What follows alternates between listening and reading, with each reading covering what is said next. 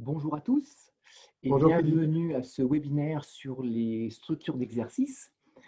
Alors aujourd'hui, nous serons trois à vous présenter ce webinaire. Nicolaides qui est à mes côtés.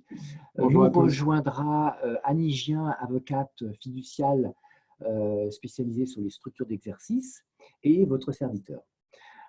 Philippe Alors, Jaillet. Philippe Jaillet.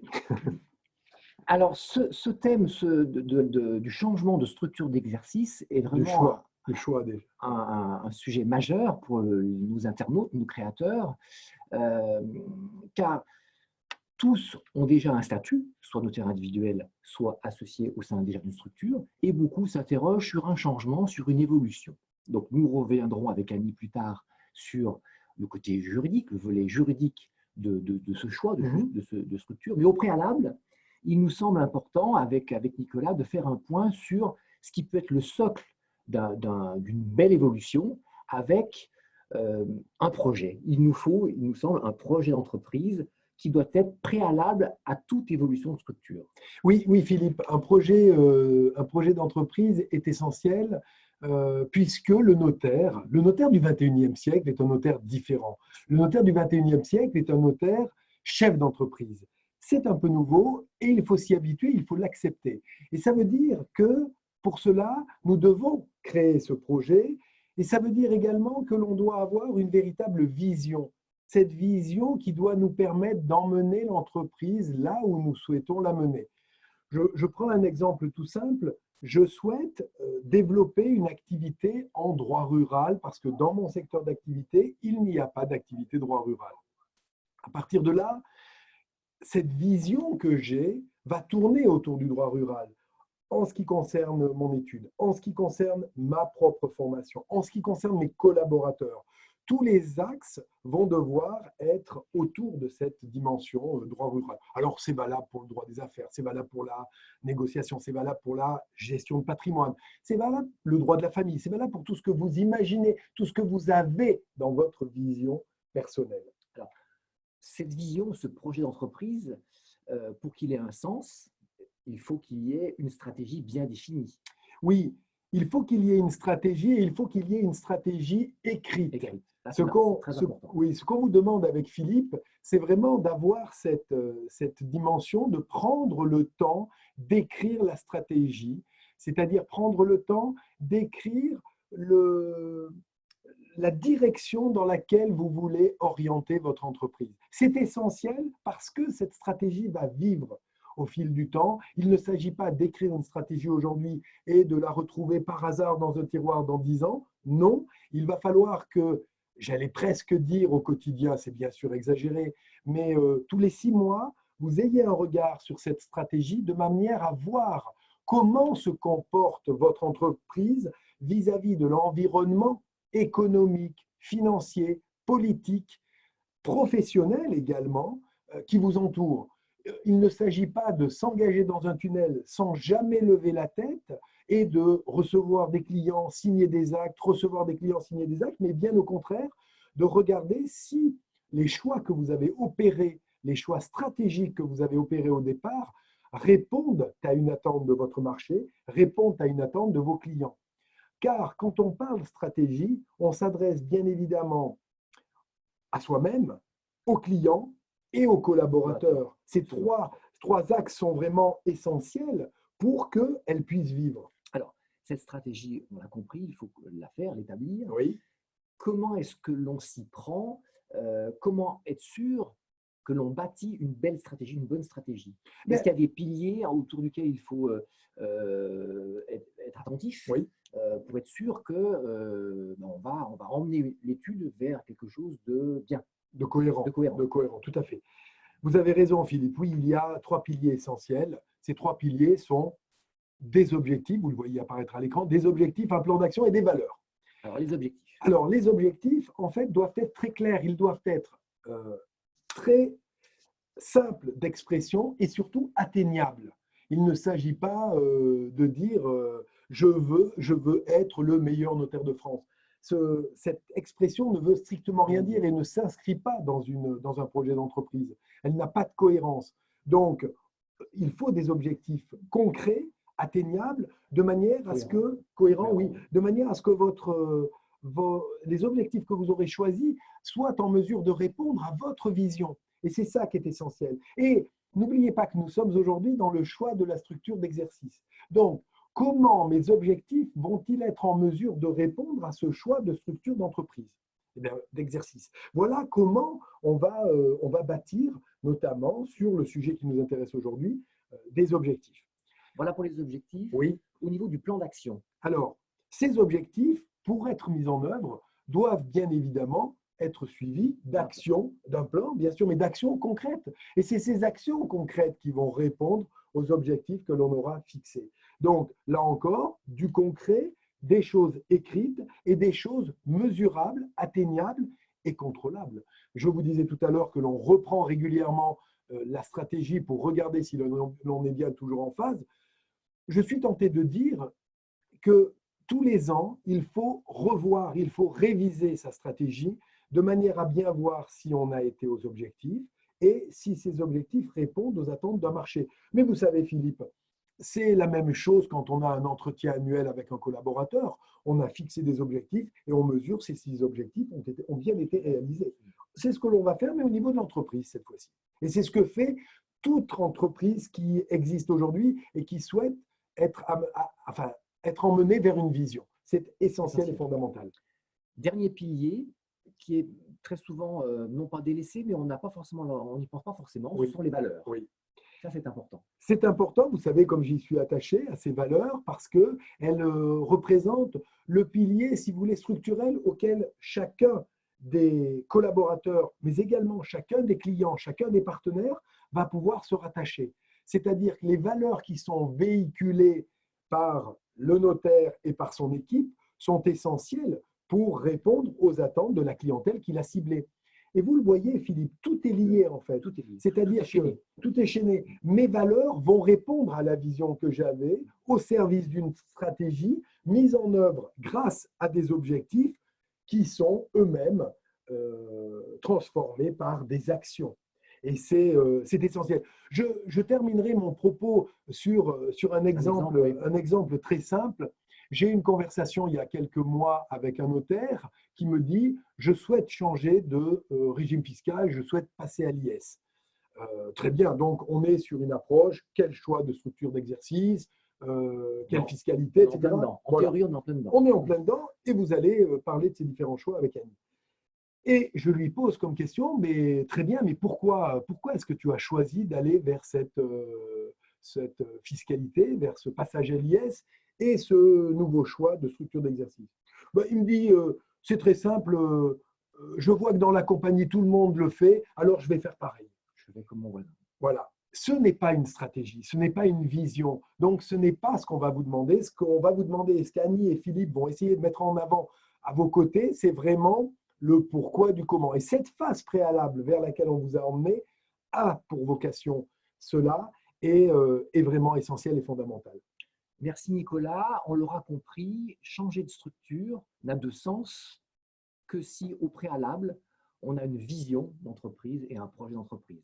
C'est le socle incontournable. Tout à fait. Alors, si nos internautes ont des questions à poser, oui, qu'ils n'hésitent pas. J'allais le faire quand Annie allait nous rejoindre. Ah, très bien, c'est parfait. Donc, tout va bien. On est en Merci Nicolas. Oui, pour rebondir sur ce que disait Nicolas, vous avez la possibilité de nous questionner durant tout ce webinaire, donc n'hésitez pas à le faire. Alors pour ce faire, vous cliquez avec votre souris en haut de l'écran sur, vous devez avoir une vignette QR ou Converse, ou l'un ou l'autre, ou les deux. Donc n'hésitez pas à cliquer dessus et à nous poser vos questions. Nous essaierons d'y répondre en direct. Oui. Et si il y en a trop ou que nous n'avons pas le temps de le faire, n'ayez crainte, nous le ferons après par mail. N'hésitez pas à nous poser vos questions. Merci beaucoup. Y compris sur la première partie de Nicolas, vu qu'on n'avait pas donné l'info en amont, n'hésitez pas à passer à poser vos questions sur la partie que vous a présentée Nicolas. Je vous remercie Philippe, merci à tous et je laisse la place à Annie Gien. Donc Annie Gien, avocate fiduciale, avec qui nous allons évoquer sur cette deuxième partie du webinaire les structures d'exercice, mais avec un volet un peu plus juridique.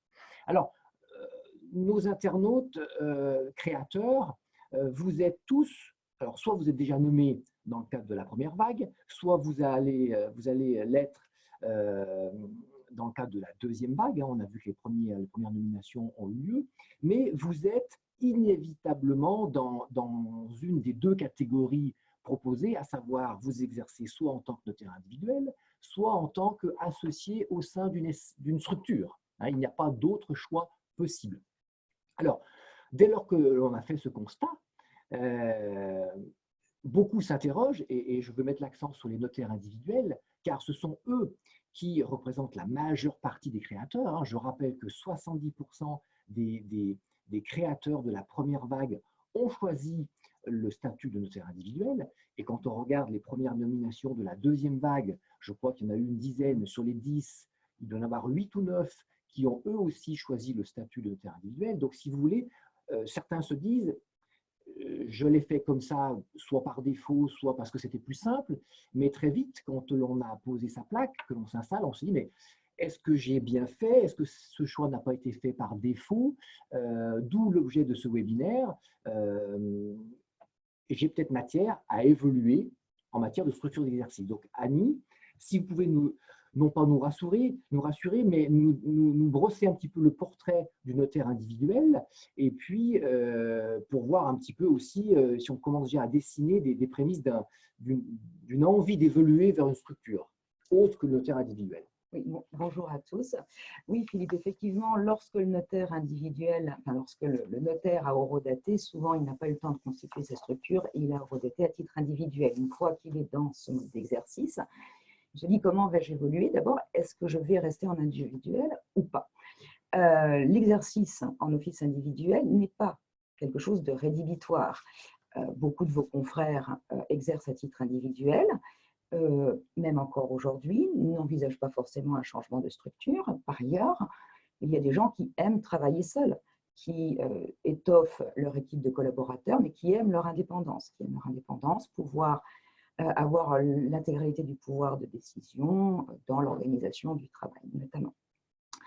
Et puis, vous allez pouvoir tester cette période, de toute façon, d'exercice individuel, puisque si vous avez été nommé lors de la première vague ou lorsque vous serez nommé lors de la seconde vague à titre individuel, il y aura forcément un délai de quelques mois pendant lequel vous allez tester ce mode d'exercice avant de savoir si vous allez partir si vous allez rester en office individuel ou partir vers une société et pourquoi pas une association. Alors, ce statut de notaire individuel correspond à un certain profil. Il correspond à certains le souhaitent, rester seul, comme ça leur va très bien.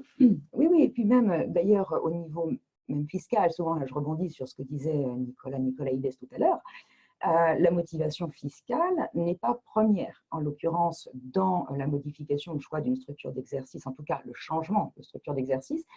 Pourquoi? Parce que lorsqu'on commence, a priori, on va devoir tout faire, on a tout à faire. Il va falloir développer son réseau, fidéliser la clientèle. Donc, a priori, et sauf cas exceptionnel, en réalité, l'activité va se développer, va s'amorcer avec un développement effectivement qui peut être un peu lent dans la durée.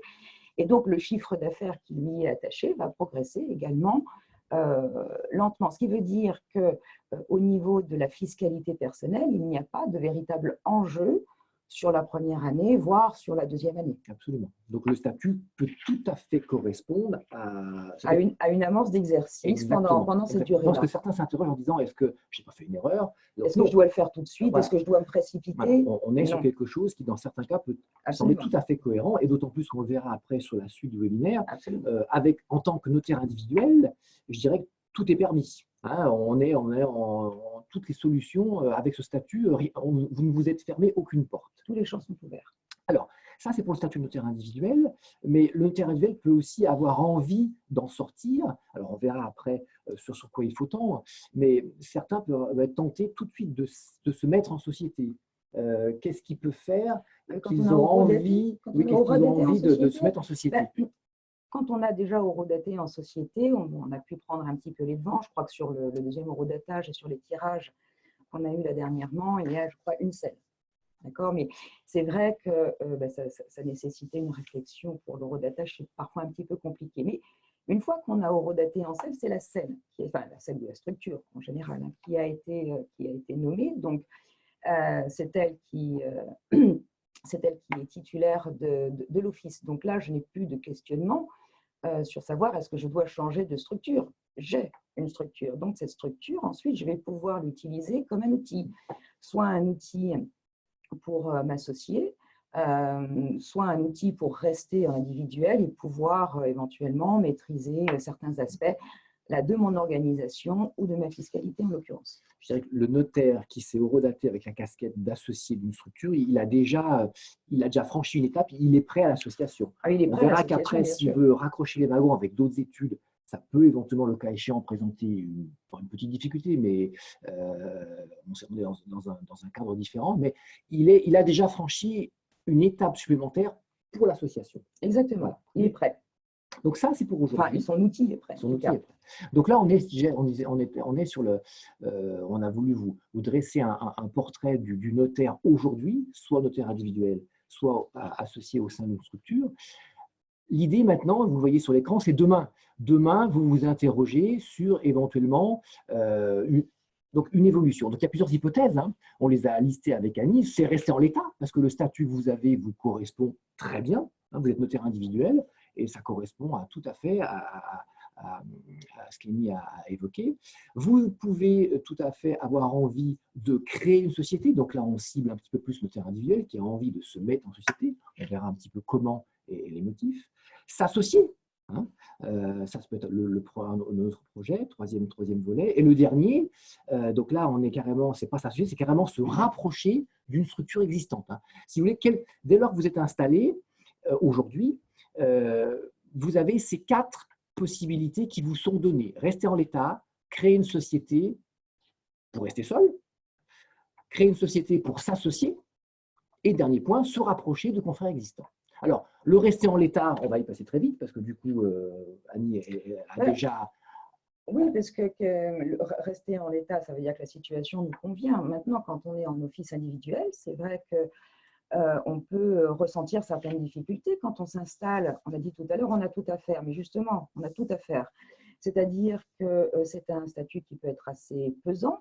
Il va falloir organiser l'office au niveau du travail, au niveau administratif. On va perdre peut-être beaucoup de temps, du temps qu'on ne pourra pas consacrer au développement et au dossier. Il y a aussi l'échange. Les juristes, on sait très bien qu'on est seul. On peut se sentir isolé, en tout cas, ce qui n'est pas la même chose. Ça peut être le souhait de certains, mais ce n'est pas la même chose. Absolument. Mais on peut se sentir isolé. Et c'est vrai qu'échanger sur un dossier, échanger sur l'interprétation d'un texte, eh bien, ça peut être intéressant. Ensuite, on peut aussi vouloir changer. Pourquoi? Parce qu'on a un confrère qui est horodaté, par exemple, en même temps que nous, mais qui n'a pas eu la possibilité d'être tiré au sort. Or, on envisageait un projet commun et dans le cadre d'un développement, cette personne va venir nous rejoindre dans l'office. Évidemment, il ne va pas pouvoir être associé puisque c'est une office individuelle. En conséquence de quoi, il va falloir lui trouver un statut. Ça, c'est déjà une première difficulté. Donc, sur cette difficulté qui est principalement financière, en l'occurrence, hein, quand on démarre, on a peu de moyens, peu de trésorerie. Donc, il va falloir très vite envisager l'association au sein d'une structure à constituer avec ce partenaire et donc structurer la relation, l'association. Ensuite, on a un volet évidemment de maîtrise fiscale, c'est-à-dire qu'à un moment donné, donc on disait que tant que l'activité était en phase d'amorçage, voilà, enfin, c'est pas qu'elle décolle pas, mais elle est en phase d'amorçage. Début d'activité. On n'a pas trop d'impact au niveau fiscal. Après, effectivement, on peut se poser la question. Je ne dis pas qu'à chaque fois, là, c'est propre à chaque personne, attention, hein, mais on peut se poser la question de savoir si je ne peux pas maîtriser davantage l'assiette de mes cotisations ou mes revenus. Et là, la société, effectivement, va être un outil qui va permettre de planifier cela du début de l'année vers la fin de l'année. Quand on est en office individuel, ce n'est pas possible. On subit à la fin de l'année l'activité et ses résultats. Et puis enfin, on a horodaté à titre individuel, mais on avait une idée derrière de se rapprocher d'un cabinet exerçant, d'un office existant, une société qui existait déjà. Et ben, le passage obligé, bien sûr, entendu, ce serait de se dire, bien, je vais me constituer une société de manière à bénéficier de cet outil, de me munir de cet outil pour pouvoir ensuite m'associer dans certaines conditions. Alors, le notaire individuel qui souhaite créer sa société, soit pour rester seul, soit pour s'associer.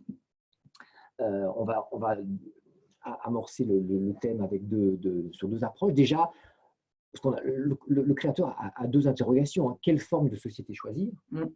Et puis, une fois qu'on aura un petit peu débroussaillé le terrain sur le type de société choisir, c'est comment je passe de mon statut de notaire individuel à mon statut d'associé au sein d'une structure. Il y a un passage, comment j'y vais. Donc, on va s'attarder un instant sur quelle forme de société choisir. Oui, d'autant sachant que voilà, on a, depuis la loi croissance, on avait avant les SCP, on avait les CEL. La loi croissance a donné la possibilité d'exercer sous forme de société de droit commun. Donc maintenant, l'éventail est large. Donc quelle forme de société choisir? Alors, la forme de société, en fait, dépend principalement de vous. Là, c'est pareil, je rebondis également sur ce que disait Nicolas Ides tout à l'heure. Ici, on ne va pas regarder ce qu'a fait le voisin en se disant ça marchait bien pour lui, donc ça va marcher pour moi. Non, il y a vraiment une étude personnelle. C'est un peu la différence entre la confection et sur-mesure. Dans la mesure où on a beaucoup d'affectio societatis dans l'association entre professions libérales et entre notaires notamment. Donc, c'est très important. On connaît la SCP, c'est vrai que c'est un outil qui existait déjà. La contrainte que vous avez en tant qu'horodaté, c'est que vous êtes seul. Donc, pour une SCP, il faut être deux. Ça, c'est la première chose.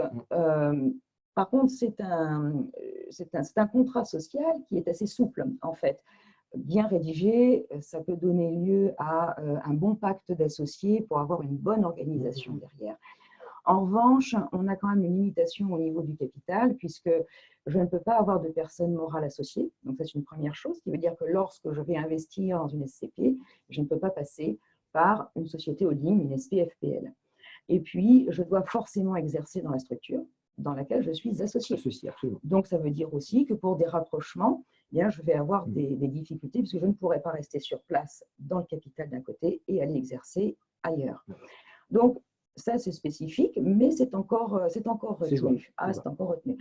On a la société d'exercice libéral qui, elle, existe depuis 1990 et qui a cet esprit, comme son nom l'indique, elle est d'esprit libéral. Et puis, depuis 2015, vous l'avez dit, Philippe, on a la loi dite Macron qui a permis d'utiliser, en tout cas, les sociétés de droit commun. Alors, souvent, la question qu'on se pose, c'est est-ce qu'il vaut mieux faire une SEL ou une société de droit commun? En réalité, il n'y a pas de désavantage à prendre l'un ou à prendre l'autre.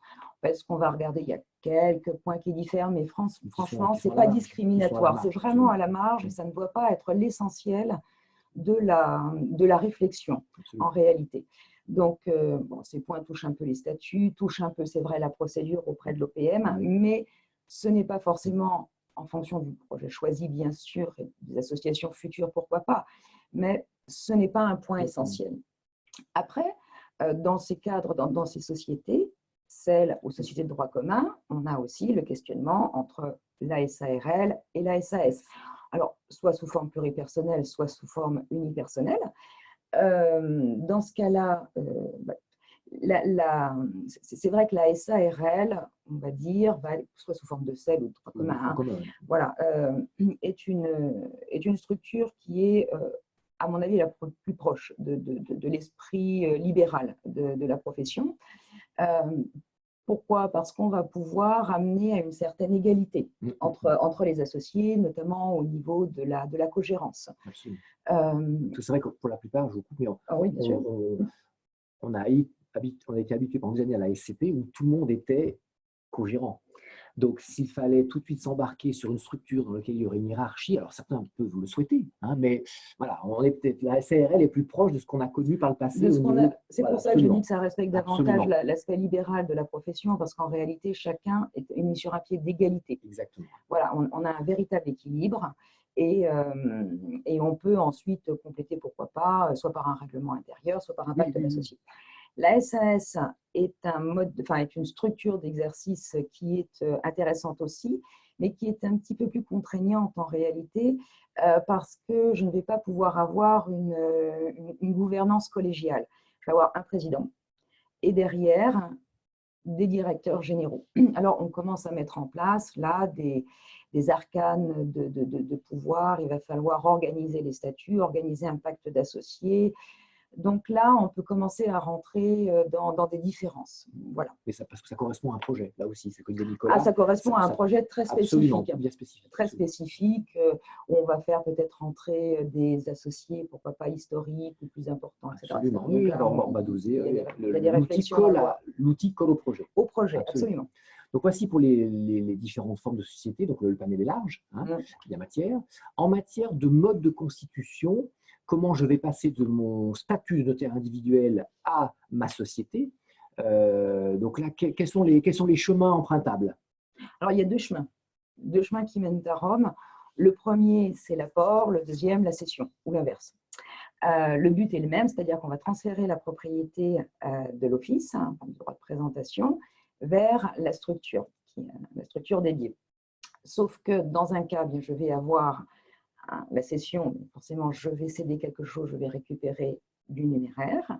Et dans le cadre de l'apport, je vais récupérer des titres. Donc, on a un traitement juridique et fiscal qui va être légèrement différent. Ce à quoi on va s'attacher lorsqu'on va commencer à rentrer dans le vif du sujet et se dire que on va faire passer l'office vers la structure, c'est la valorisation de l'office. Oui. C'est une grosse interrogation. Absolument. Ouais. On peut commencer que par ça, et la question reste entière, puisque lorsqu'il s'agit d'un office qui est déjà bien installé, on peut lui donner une valeur sur des règles que l'on connaît. Mais quand l'office vient de commencer, qu'on a fait son premier acte, la valeur, il va falloir la déterminer. Alors, on va la déterminer sur une valeur économique actuelle, future, en fonction d'un développement dont on va tenir compte en perspective. Il va falloir également tenir compte de l'emprunt l'emprunt d'installation qui éventuellement a été souscrit. Qui malheureusement donne un peu va donner le là de. C'est ça. Va donner principalement, ça va être l'élément essentiel. En réalité, on peut dire ce qu'on veut, mais ça va être l'élément essentiel de la détermination de la valeur du droit de présentation. Car si vous avez. Comme beaucoup. La plupart. Un emprunt, absolument. Bien sûr, un emprunt d'installation qui a été libéré soit totalement, soit partiellement. Mais on doit forcément en tenir compte, puisque soit cet emprunt, dans le cadre d'une cession, il va falloir le rembourser. Oui. Et donc, si je dois rembourser 150 000 euros, 150 000 euros comme je dirais autre chose, mais si on doit rembourser 150 000 euros, il faut bien les toucher. C'est une première chose. Donc, ça veut dire que l'évaluation de mon office va se faire par rapport à ce prix-là. Et si je fais un apport, ça veut dire que je dois évaluer mon droit de présentation de manière à absorber cette dette. Ce même montant, absolument. Exactement. Donc, on atteint ici un deuxième point qui est lié, fortement lié, qui est la plus-value. C'est-à-dire que puisque je vais devoir évaluer mon droit de présentation sur la base d'un élément extérieur à l'économie de l'office, eh bien, je vais donc forcément donner une valeur, puisque je pars de zéro vers une valeur. On est tiré par le haut. Et la différence va constituer une plus-value. Forcément, j'ai un gain. Et ce gain, on va le traiter différemment selon qu'on est installé depuis moins de 2 ans ou plus de 2 ans. Absolument. Et j'allais dire que si c'est possible, dans ces circonstances, il est urgent d'attendre. Si on peut attendre un délai de 2 ans, au niveau fiscal, c'est vrai que c'est beaucoup plus avantageux. Dans la mesure où les conditions d'application, alors au jour d'aujourd'hui, bien sûr, on n'est pas voyant, hein, mais aujourd'hui, il est plus avantageux d'être en plus-value long terme plutôt que d'avoir un report de plus-value à une date ultérieure avec éventuellement un taux d'impôt sur le revenu qu'on ne maîtrise pas, qu'on ne connaît pas. Mais même si on est en plus-value court terme et qu'on est en report, dans X années, quand cette plus-value tombera, elle va tomber à court terme. Donc, pour le coup… à l'impôt sur le revenu. Exactement. Donc, aujourd'hui, vous avez un impôt sur le revenu qui est peut-être, on va dire, acceptable. Mais c'est tout ce qu'on vous souhaite d'ailleurs. Peut-être que dans 10, 15, 20, 30 ans, votre taux d'impôt sur le revenu atteindra un plafond et c'est à ce moment-là que vous serez imposé sur la base de ce plafond. Donc, il faut quand même y penser. Et on doit également penser à ce moment-là, et ça c'est le dernier point parce que c'est un point qui est important et qui n'est pas souvent abordé, c'est qu'on a un délai de traitement, ça on le sait bien, un délai de traitement à l'instant T. Vous dites, j'ai le projet de constituer ma société, je vais faire donc mon apport ou ma cession, et aujourd'hui, mon office, ma finance vaut tant. Mais je vais peut-être avoir 4, 6, 8, 10 mois avant d'avoir une nomination et que l'opération soit concrétisée. Et pendant ce temps-là, moi, je vais continuer à faire des actes, je vais continuer à encaisser des honoraires, je vais continuer à payer des charges. Ou à abaisser ma trésorerie, à l'inverse. Je peux aussi… Oui, mais ça, c'est parce qu'on se peut. Dans l'idée, ça peut arriver. Ça peut arriver. Et justement, c'est là où il faut tenir compte de cet élément essentiel qui est la trésorerie. D'abord, la trésorerie va être une variable d'ajustement au moment où vous allez transférer votre office vers une société, parce que ça va peut-être nous permettre d'évaluer la finance en apportant de la trésorerie, mais la peur que l'on a, et elle est tout à fait compréhensible, c'est de dire, mais justement, comme dit Philippe, qu'est-ce qui va se passer si je n'ai pas de trésorerie? Si j'ai tout mangé, si je n'ai pas fait d'acte, si le téléphone ne sonne pas, qu'est-ce qui va se passer? Alors, il faut évidemment en tenir compte et avoir des solutions, ou en tout cas que vous connaissiez les tenants et les aboutissants. Ensuite, on tient aussi à vous rassurer, parce que bon, on a beaucoup d'exemples d'eurodatés première vague, d'installer première vague, qui avaient ce sentiment-là de se dire, mais je n'arriverai pas à avoir autant de trésorerie, etc. Et finalement, si, bien sûr que vous allez générer les actes, bien sûr que vous allez générer de la trésorerie au niveau de l'office, et donc cette trésorerie, elle va vraiment nous servir. Donc, on est quand même assez sécurisé là-dessus. Et puis, pour finir, je dirais que même, à moins de faire des pertes, à minima, dans votre trésorerie, vous avez votre emprunt. Les 150 000 € qu'on vous a alloués, une partie est cette partie dans le financement de tout ce qui est investissement, mais sinon, cette trésorerie est bel et bien là. Donc après, vous allez taper dedans si vous faites une perte. Mais si vous ne faites pas de perte, votre trésorerie, votre préfonds de roulement est en trésorerie. Donc il n'y a pas de raison que vous ne puissiez pas, elle aussi, l'apporter. Voilà pour la partie création d'une société. Je suis notaire individuel, je souhaite créer ma société pour être associé unique, avec les deux chemins empruntables, l'apport ou la cession. Deuxième volet, je me perds dans les écrans, voilà, sur l'association. Je suis notaire individuel, j'ai créé ma société et je veux m'associer avec quelqu'un, mais avec ma propre structure. Je ne veux pas me rapprocher de quelqu'un d'autre. Donc là, c'est assez simple. Il y a deux chemins possibles, encore une fois de plus. Oui. Oui, on se perd pas trop. Donc, effectivement, une fois qu'on a sa structure, on veut accueillir quelqu'un. C'est-à-dire que c'est nous qui avons pris l'initiative. On a pris le lead. On a pris le lead sur, si on ose dire, sur la mise en forme. Et là, on veut donc intégrer un confrère. Donc, deux chemins. Le premier, c'est la cession de parts. Et la deuxième, c'est l'augmentation de capital. Alors, sur la cession de parts, donc, ça veut dire que vous avez vos titres, que vous avez donc souscrits au moment de la constitution de la société, et puis vous allez les céder, pour partie bien sûr, parce que sinon vous sortez de la société, mais vous allez les céder à un confrère qui vient vous rejoindre. Donc là, vous allez vous poser la question, notamment, de savoir quelle est la part de capital que vous allez lui céder. Voilà, pour envisager l'association. Donc, là, je rebondis aussi sur ce que disait Nicolas tout à l'heure, c'est-à-dire que là, vous êtes dans le projet véritablement d'entreprise. Je veux m'associer à quelqu'un. Comment je le fais? À quel niveau? Est-ce qu'on est à égalité? Qu'est-ce qui se passe si on n'est pas à égalité? Est-ce que tout le monde est d'accord pour qu'on ne soit pas à égalité? Donc, ça, c'est quelque chose de très important. Et évidemment, en base, toujours un peu de fiscalité, c'est-à-dire que j'ai fait un apport de mon office, de ma finance à une société, j'ai mis mes plus-values en report, j'ai une obligation de conservation des titres, je cède mes titres, et bien mon report tombe à hauteur des titres que je cède. Donc ça aussi, il faut l'avoir à l'esprit. sachant que, bon, en fonction du délai entre le moment où vous avez apporté et le moment où vous cédez, on ne risque pas d'avoir énormément de plus-value, mais comme vous êtes en pleine période d'amorçage, Oui, on risque quand même d'avoir un volume auquel on ne s'attend pas. exactement. Voilà. La deuxième piste. la deuxième façon de s'associer comme ça, de faire rentrer quelqu'un dans sa structure, c'est l'augmentation de capital. L'augmentation de capital par un apport en numéraire. J'ai un confrère qui me rejoint, il apporte de l'argent au capital. L'avantage, c'est que j'ai un capital qui n'est pas très élevé. Donc, le confrère va rentrer, il ne va pas avoir un gros droit d'entrée, un gros billet à mettre au départ. Par contre, évidemment, en contrepartie, qu'est-ce qu'il va faire? Il va supporter l'emprunt de la structure si on a eu une cession. Mais il va rentrer pour un moindre coût. Donc, il n'a peut-être pas besoin de créer un levier fiscal par le biais d'un holding, un SPFPL. Voilà.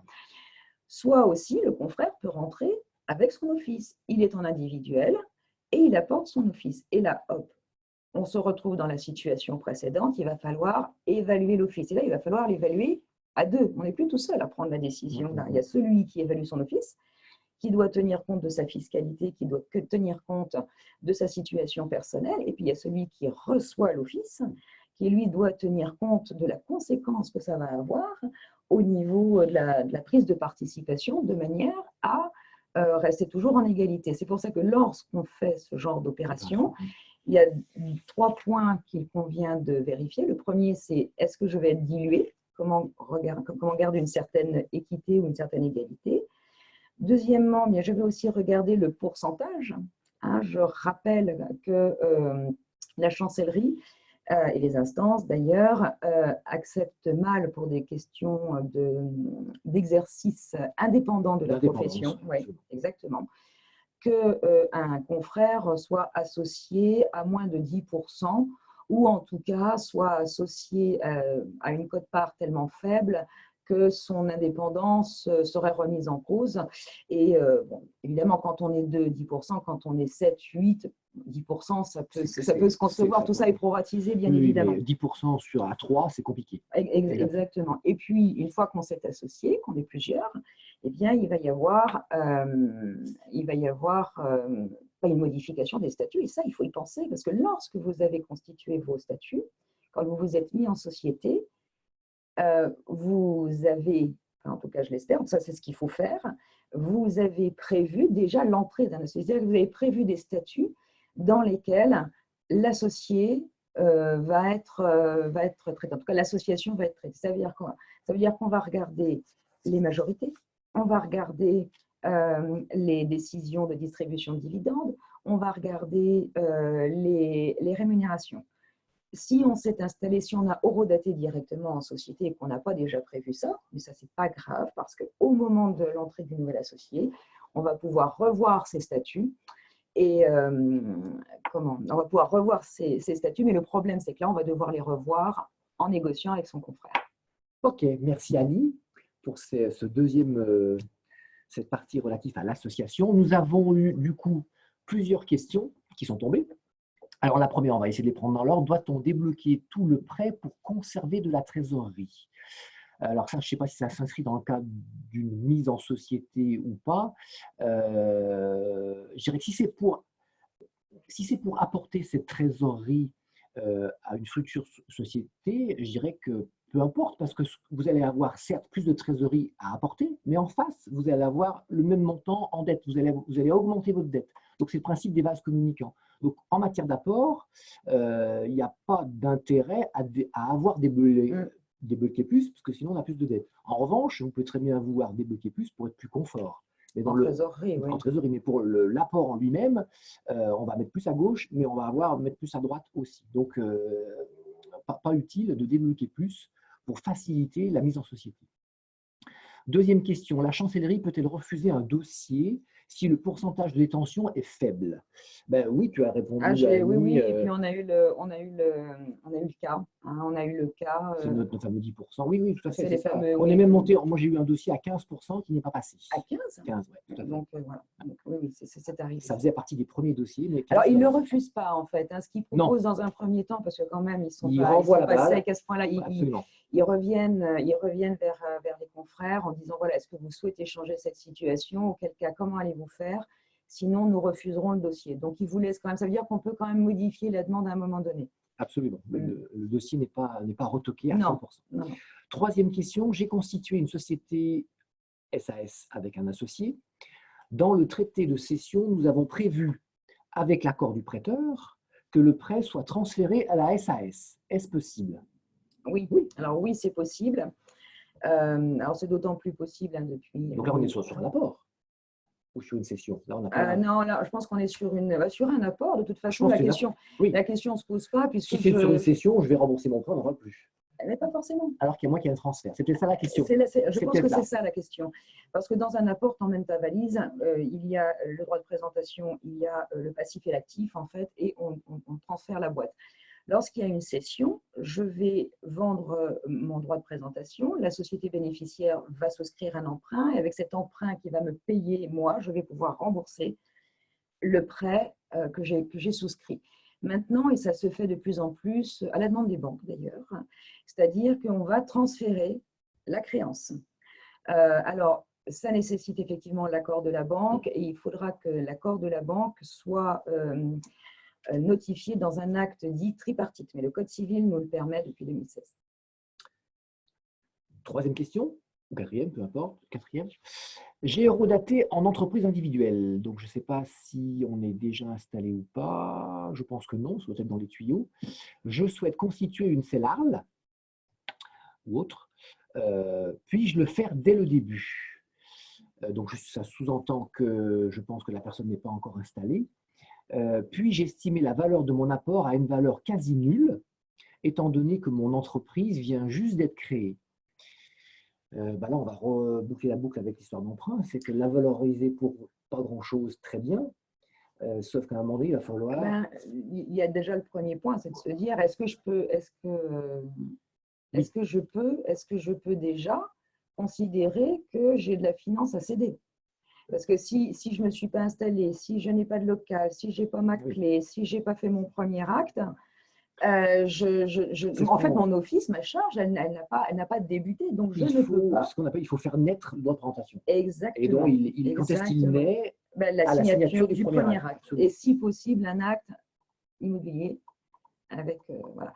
Alors après, effectivement, on peut très bien l'évaluer à faible prix si je n'ai pas d'emprunt. Absolument. Alors là, on fait ce qu'on veut, bien sûr. Là, on apporte, oui, absolument. Mais dès lors qu'on va vouloir l'apporter avec l'emprunt, on va être en apport net, en actif net négatif, ça ne va pas être possible. L'actif net négatif n'est pas possible, c'est pour ça qu'on compense avec la trésorerie. Exactement. Et je rappelle qu'en matière de cession, parce que ça, je l'ai entendu aussi, on ne déduit pas le montant de l'emprunt du prix de cession. Droit de finance. Mais c'est vrai que pour schéma, on pourrait très bien apporter un droit de présentation pour une valeur faible, apporter beaucoup de trésorerie. Absolument. Et avoir en face un prêt. Oui. De la mesure où on est positif. Mais ça veut dire qu'il faut conserver la trésorerie et on revient à ce que je disais tout à l'heure. Mais on boucle la boucle, je pense, avec ce que pense notre internaute, c'est que du coup, on sécurise la plus-value. On met la trésorerie sur la table pour sécuriser la plus-value. Pour l'éviter surtout. Pour l'éviter, quand c'est possible. En cas d'apport à une société, y a-t-il des cotisations sociales à payer? Alors, en cas d'apport… sur le fiscal. Attention, on est en cotisation sociale, donc on sait qu'en apport, on a le report, il n'y a pas de cotisation sociale sur… Mon expert comptable m'a dit qu'en cas d'apport à société, il fallait payer 40% de cotisation sociale sur la valeur totale de l'apport, ce qui me semble énorme. C'est sur la valeur du droit de présentation. C'est sur la plus-value. C'est sur la plus-value. La plus-value n'est que sur le droit de présentation. En fait, vous allez avoir, dans l'hypothèse, une plus-value, sans doute à court terme, et dès lors qu'elle est à court terme, eh bien, elle est imposée socialement comme l'est votre bénéfice à l'IR. Il va être imposé à l'IR au taux de droit commun, et socialement, les cotisations sociales vont effectivement passer par là. Voilà, et c'est pour ça qu'on faisait tout à l'heure le distinguo entre long terme et court terme, c'est-à-dire avant 2 ans, après 2 ans, d'où parfois la nécessité d'attendre un peu. Absolument. Alors, je sais où j'en suis. Là, c'est bon. Heureusement que tu vois, je ne vois pas. Je ne peux pas t'aider. Que pensez-vous des apports en industrie? Vaste sujet. Les apports en industrie, c'est le droit de présentation. C'est l'industrie. Ah oui, le fait de rentrer, le fait de rentrer en industrie, oui. Ben là, faire rentrer quelqu'un. Le faire rentrer quelqu'un en industrie. Alors ça, c'est tout à fait possible, évidemment. Dans la plupart des types de structures d'ailleurs. Simplement, là où il faut être attentif, c'est que la personne qui reçoit des titres en industrie n'est pas un associé comme les autres. Alors évidemment, il va pouvoir bénéficier de la rémunération, du droit de vote, du droit au résultat, mais ce n'est pas un associé comme les autres. Donc, il faut être particulièrement attentif à la nature de l'apport, à la manière dont cette industrie, à la manière dont cette industrie va se manifester, la manière dont le confrère va être traité dans la société. Dernière question, et puis après on enchaînera. Et puis il faut avoir créé les titres en industrie dans la structure. Si on ne l'a pas fait dès le départ, il faudra bien penser à faire une assemblée générale qui va modifier les statuts en conséquence, et tout le monde ne serait peut-être pas d'accord pour une telle modification. Dernière question, et puis on enchaînera sur la dernière partie. Puis-je apporter à une structure à créer en faisant entrer un associé sans qu'il verse une contrepartie? Alors, sans qu'il verse une contrepartie, ça va être difficile parce que pour être associé, il faut que je souscrive. Pour souscrire, il faut que je souscrive des parts, il faut que je les libère. Donc, ça veut dire qu'il faut que je prenne quand même une participation. Lorsque l'on fait un apport, c'est vrai qu'on va avoir tendance à, puisqu'on a le prêt qui va venir, le passif qui va venir s'imputer sur l'actif, on va dégager, on va dire un actif net, c'est-à-dire actif moins passif, assez faible, ce n'est pas le mot faible, un jugement de valeur que je n'apprécie pas beaucoup, mais il va être relativement bas. Et ça va permettre à un confrère de pouvoir rentrer avec un apport en numéraire. Voilà, mais voilà, il ne peut pas rentrer pour zéro, ça c'est sûr. Il va bien falloir qu'il apporte quelque chose au capital, et puis ensuite il va apporter en fonction de ce qu'il aura, de la participation qu'il souhaitera avoir. Très bien. On enchaîne avec la dernière partie sur le rapprochement avec un office existant. Donc là, je vous remets dans le contexte, on a eu notre parenthèse de questions. Donc si on s'attarde sur le notaire individuel qui vient de créer et qui veut se rapprocher d'un office existant, donc ça peut être le premier cas. Le créateur qui est déjà en société, lui aussi, il a envie de se rapprocher d'une étude existante. Voilà, on a différentes cas de figure. Donc si on s'attarde déjà sur le premier cas, le notaire individuel qui souhaite se rapprocher d'un office déjà existant. Comment est-ce qu'il s'y prend? Assez simplement, il va aller se diriger vers la structure. Donc, il est titulaire de son office et comme on a vu tout à l'heure… On va revoir un petit peu les… Voilà. C'est à peu près le même schéma à chaque fois, sauf que là, on est dans la situation de celui qui rentre. Donc, soit je fais un apport, et là, effectivement, je vais rentrer dans le capital de la structure via la valeur de mon apport. Alors, il est possible… Alors, c'est là où il faut regarder, par contre, quand on est dans cette situation où c'est nous qui rentrons, il va falloir regarder quel va être le pourcentage de capital que l'on va détenir. Quand c'est une société qui vient de se constituer, qui a un capital assez faible, à ce moment-là, on va peut-être aussi regarder si la valeur de notre droit de présentation n'est pas supérieure à la valeur totale du capital de la société bénéficiaire. Donc là aussi, il y a des ajustements à faire, mais qui sont parfaitement compréhensibles. Et puis, on peut aussi céder. Alors, dans le cadre d'un apport, ça veut dire que je vais suivre mon office, c'est-à-dire que j'apporte mon office sous le bras et moi, je vais rentrer dans la société. Si je cède mon office, je me retire, c'est-à-dire de l'office. L'office appartient à la société et moi, je vais pouvoir souscrire des titres, peut-être, ou pas d'ailleurs, mais je vais peut-être pouvoir souscrire des titres, mais complètement détachés de la valeur de mon office. Donc ça, c'est la casquette notaire individuel. Dès lors qu'un créateur est en société, une celle associé unique, et que cet associé unique envisage de se rapprocher d'une structure existante. Là, quel est Alors, il y a différents schémas. Il y a différents schémas possibles. Tout d'abord, soit on se rapproche via l'office, soit on se rapproche via le capital.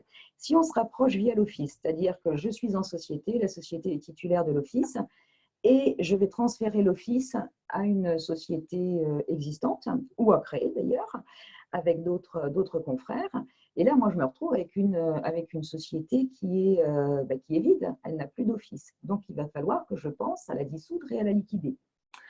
Donc, c'est le droit de présentation qui va être vendu ou qui va apporté être, qui à va la être nouvelle vendu à la entité. structure. Oui. Donc, c'est vrai que du coup, on a deux, On a deux il y a une structures. structure, il y en a une qui a été vidée. Il y en a une qui a été vidée, ce n'est plus une structure d'exercice. Alors, à la Donc, rigueur, si vous voulez la garder pour autre chose, vous pouvez, mais sinon, elle n'a pas tellement alors, aucune utilité et il va falloir la dissoudre et la liquider. c'est là où, pour faire le lien avec ce qu'on disait au tout début du webinaire, c'est qu'en tant que notaire individuel, je me rapproche d'une structure existante. Je ne dirais pas que je suis plus armé que les autres, mais je peux apporter, je peux vendre, je me retrouve toujours tout de suite dans un multi-office et en guillemets, je suis arrivé. Alors que si je me suis horodaté et installé en tant qu'associé d'une SEL, en tant qu'associé unique, et que je veux me rapprocher pour faire du multi-office avec une autre structure, la société que j'ai constituée, eh ben, je vais devoir la dissoudre et la liquider. J'ai fait une étape, en guillemets, un peu trop tôt, donc du coup, je défais ce que j'ai fait. Voilà, un peu trop tôt ou pas d'ailleurs. Ça ne correspondait pas, voilà, c'est au projet. Il y a eu une opportunité, un nouveau plan stratégique, on l'a utilisé. Alors évidemment, comme on est passé en plus-value privée, comme on est à l'IS, ça a certaines conséquences et ces conséquences, il faut les valoriser avant de réaliser cette opération et de déposer les actes à l'OPM. Ensuite, on a la société, toujours, qui a son droit de présentation, mais là, elle ne le vend pas, elle l'apporte. Et là, qu'est-ce qui se passe? Ça veut dire que ma société va détenir des titres de la société bénéficiaire de l'apport. Et ma société, ce n'est plus une société d'exercice. Qu'est-ce qu'elle devient? Elle devient une société holding. Une SPF. Une SPF. Donc, je change la nature de ma structure. Et là, il y a des petites formalités aussi à faire de ce côté-là. Donc là, on est dans le cadre, les deux cas qu'on a vus, on est dans des cas où on va se retrouver avec la casquette multi-office. Ah oui, oui. Là, le dernier point, parce qu'il faut qu'on avance au niveau de ce webinaire, c'est je souhaite me rapprocher d'une autre entité tout en restant un petit peu indépendant, tout en gardant mon office à part. Donc là, quelles vont être les différentes passerelles, les différents chemins envisageables? Juste avant, je voudrais rebondir sur le multi-office parce que c'est un point qui est quand même à aborder. Vous avez un projet, vous voulez mettre en place une stratégie de rapprochement, une synergie, une association. Et vous vous dites, c'est très bien, on est deux en société et géographiquement, on est proches, on ne fait pas les mêmes matières, donc on est super complémentaires. Tu vas traiter les dossiers pour lesquels j'ai moins d'aisance, moi je vais traiter les tiens et puis ça va être très bien. Attention, attention. Vous êtes toujours nommé dans l'office qui vous appartient. C'est-à-dire que vous ne pouvez recevoir vos actes que dans l'office dans lequel vous êtes nommé. Vous ne pouvez pas interchanger les offices et recevoir des actes dans l'office de votre confrère. Donc, ça suppose une organisation, la mise en place d'une organisation. Et ça, il faut le voir avant. En amont. Très, très en amont, parce que souvent, on se rend compte que de fait, c'est pas très… Alors, pas que ce n'est pas très pratique, mais qu'on s'attend à des désavantages, des obstacles qu'on n'envisageait pas. Donc, si on a lancé l'opération, pour revenir dessus, ça coûte très cher, c'est très compliqué. Alors après, il peut y avoir des moyens, mais c'est encore un peu délicat tout ça. Et alors, après, pour revenir effectivement, on ne parle plus de l'office, mais là, uniquement capitalistique, on est entre sociétés, et là, on se dit, on ne va pas faire de fusion ou de rapprochement d'office. Chacun va rester dans son coin, on va dire. C'est ça, c'est-à-dire qu'on va se fiancer. Exactement. Hein, Philippe? Oui. Merci. Alors, on va se fiancer et en fait, on va se regarder. On va regarder si c'est possible. Donc, pour ça, on va prendre des participations. Alors, on peut déjà prendre des participations. Ça se passe au niveau des titres. Donc, on va prendre des participations dans l'une ou dans l'autre ou dans les unes et les autres des sociétés. Alors là, il faut qu'on fasse attention. Si on a une société par action, pour la participation limitée, il faut qu'on fasse attention à l'autocontrôle. Mais on a aussi le fait qu'on n'apprécie pas toujours d'avoir quelqu'un qui ne s'est pas associé avec nous au départ, qui n'a pas l'historique de l'affectio societatis. Et on va le voir comme un intrus qui va voter et qui pourtant n'exerce pas dans la structure. Donc, ça peut être un point… Ça peut correspondre à un projet, mais il faut quand même être vigilant sur… C'est un projet spécifique. Spécifique, absolument. Voilà, donc il faut faire attention à ça et beaucoup n'apprécient pas. Donc, ce qu'on peut faire aussi dans un premier temps pour se tester, se regarder, voir comment ça fonctionne, c'est se dire, je vais créer une SPFPL, un holding, dans lequel nous allons mettre des participations. On n'est pas obligé de tout mettre. Attention, on n'est pas obligé de tout mettre. Et là, on va créer cette petite filiale, enfin, c'est une société mère d'ailleurs, en l'occurrence, commune, dans laquelle on va apprendre à se fréquenter, à se connaître. Parfait. Voilà. Parfait, parfait. D'autres questions sont encore arrivées le temps que… Mais je crois ce que je vous propose, c'est d'y répondre par mail. Hein, on a vos mails, donc on va répondre individuellement à chacun, car on est pris un petit peu par le temps. Merci Annie Merci pour cet Philippe. exposé brillant. Merci Merci à vous. Nicolas pour la… Nicolas. Voilà. Alors, au niveau de… Si vous souhaitez revoir le webinaire, vous pouvez le faire à partir de notre site fiducial.fr, donc pas de souci, il sera en ligne. Et puis, pour ceux qui nous ont posé des questions, on vous répondra relativement rapidement, il n'y a pas de problème. Et puis, pour ceux qui n'ont pas eu le temps de poser leurs questions, allez-y, vous avez l'adresse qui est inscrite, contact.notaire@fiducial.fr, n'hésitez pas, nous vous y répondrons avec plaisir. Avec plaisir. Nous vous disons à bientôt et nous vous souhaitons une bonne journée. Bonne journée. À un prochain webinaire. Au revoir. À bientôt. Au revoir.